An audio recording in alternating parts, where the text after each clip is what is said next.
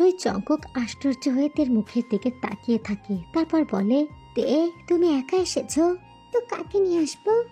এত দূর চলে এলে? বেশি দূর না তো। ফোন করে পাচ্ছিলে না বলে? টেনশন হচ্ছিল তো। তোমার ক্লাস নেই?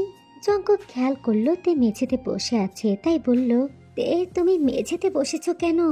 ক্লাস নেই, রুটিন হবে, সামনের সপ্তাহে এক্সাম। রুটিন আনতে গেলে না গ্রুপে পেয়ে যাব। তে তুমি কি খেয়াল করছো বিয়ের পর তুমি পড়াশোনায় অমনোযোগী হয়ে যাচ্ছ? আশ্চর্য, অমনোযোগী কই হলাম? তোমার মায়ের চিন্তা তাহলে অমূলক নয় বলো? আর তোমার আশাটাও ঠিক হয়নি। আমার বাসায় তুমি আসবে বউ সেজে, হুট করে চলে এলে কেন? তের ভীষণ রাগ হলো। এত দূর এত কষ্ট করে এসে এই কথা শুনতে হলো। তে ঠোঁটটা ফুলিয়ে ফেললো। জঙ্কুকের মাও তো অপ্রস্তুত হয়েছে, অবশ্যই ওর আশাটা ঠিক হয়নি। তে ফ্লোর থেকে উঠে দাঁড়ালো। জঙ্কুক ঠিকই আছে, যখন তখন ও এখনই চলে যাবে। 1টা বেজেছে, পৌঁছাতে পৌঁছাতে 3টা বাজবে, সমস্যা নেই। উঠলে কেন? আমি যাই এখন। কোথায় যাবে? আমার বাসায়। এসেই তো পড়েছো, এখন বাসায় যেতে হবে না।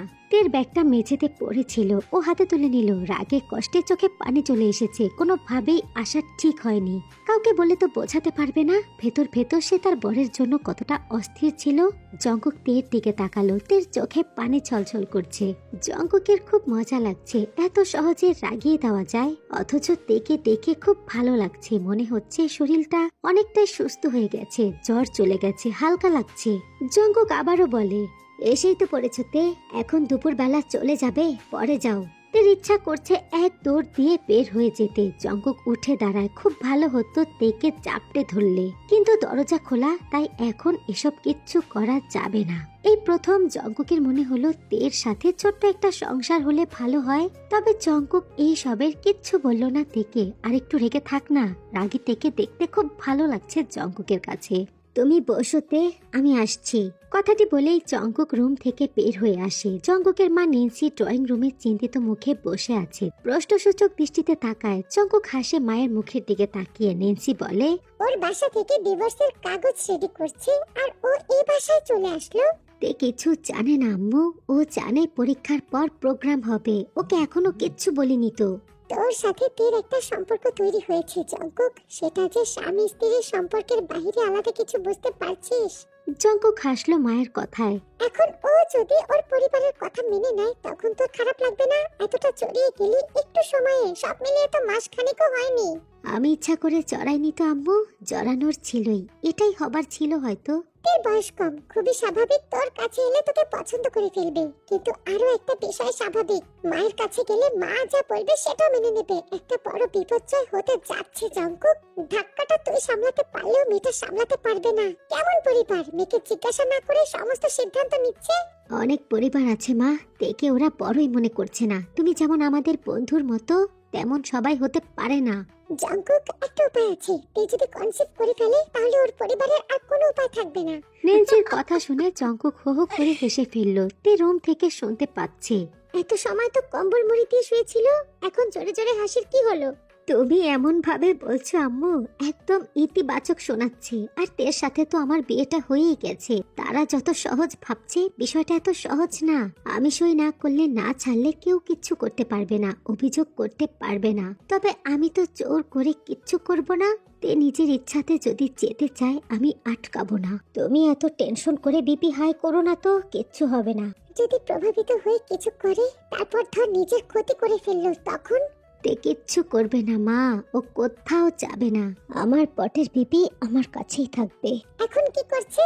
একটু ঝাড়ি দিয়েছি। একা একা এত দূর চলে এলো, গাল ফুলিয়ে বসে আছে। ঝাড়ি দিতে গেলি কেন? প্রথমবার এসেছে, হয়তো তোকে ফোনে পাচ্ছিল না, চিন্তা হচ্ছিল। এমনিতেই দিলাম। রাগে গাল দুটো লাল টকটকে বানিয়ে বসে আছে। একটু দেখে আসো আমার পটের বিবিকে। আমি একটু গাটা মুছবো, জ্বর ছাড়ছে। থেকে দেখা মাত্রই জঙ্কুকের জ্বর ছেড়ে দিয়েছে। সম্পর্কটা কোথায় পৌঁছে গিয়েছে খুব ভালোভাবে বুঝতে পারছে নেন্সি। পৃথিবীতে কোনো কিছুই কি সহজভাবে হয় না? নয়তো কোথায় আনন্দ করবে করবে এটা নিয়ে তা না, চিন্তায় অস্থির লাগছে। তে কিছুক্ষণ বসেই রইল। এখানে আসাটা কি বোকামি হয়েছে? বিছানার পাশের টেবিলে আর্ট পেপার দেখে কৌতূহল বশত হাতে নিল একটা মমি হয়ে যাওয়া ফুল। কি ফুল? শাপলা না? তে ভাবছে প্রথম দিন জঙ্গকের সাথে যে গিয়েছিল সেদিন যে ফুলটা এনেছিল সেটা কোথায় রেখেছে? গাড়িতে নিয়েই তো উঠেছিল। হ্যাঁ, তারপর ফেলে দিয়েছিল কোথাও। জঙ্গক টাওয়াল নিয়ে এসেছে। তে জিজ্ঞাসা করতে গিয়েও করতে পারলো না, রাগ লাগছে জঙ্গককে দেখেই। তে ওয়াশরুমে এসো তো, গাটা মুছবো। কি আশ্চর্য, কিভাবে অর্ডার করছে দেখো, আমি যাব না। মনে মনে কথাটি বলে তে শক্ত হয়েই বসে রইল। বসে থাকলে চলবে পটের বেবি? এসো, নার্সিং করতে এত দূর চলে এসেছো না, এসো আমার কাছে এসো, একটু হেল্প করো। উফ, অসহ্য অসহ্য, এই কদিন তো এমন ছিল না, আজকে নিজের বাসায় পেয়ে যা ইচ্ছা করবে। তে নড়ছে না, গাল ফুলিয়ে চুপচাপ বিছানার কাছেই দাঁড়িয়ে আছে। জঙ্গক দরজাটি ভিড়িয়ে দিয়ে তের কাছে এসে এক ঝটকাতে তেকে জড়িয়ে ধরে গভীর ভাবে চুমু খেতে লাগলো।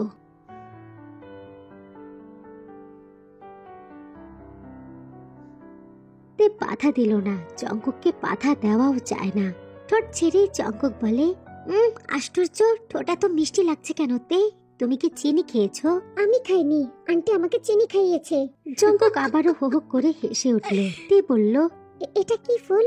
এটা আমার তে পাখিটা তুলে এনেছিল, তারপর ভুলে ফেলে গেছে, আমি যত্ন করে রেখে দিলাম। মুহূর্তের মধ্যেই তের সমস্ত রাগ উধাও হয়ে গেল। এত খুশি লাগছে এখন, মরে যেতে ইচ্ছা করছে। জঙ্গকের বুকে ঝাঁপিয়ে পড়ল তে, গলাটা দু হাতে শক্ত করে জড়িয়ে ধরে নিজে থেকেই জঙ্গকের মুখে অসংখ্য চুমু খেতে শুরু করলো।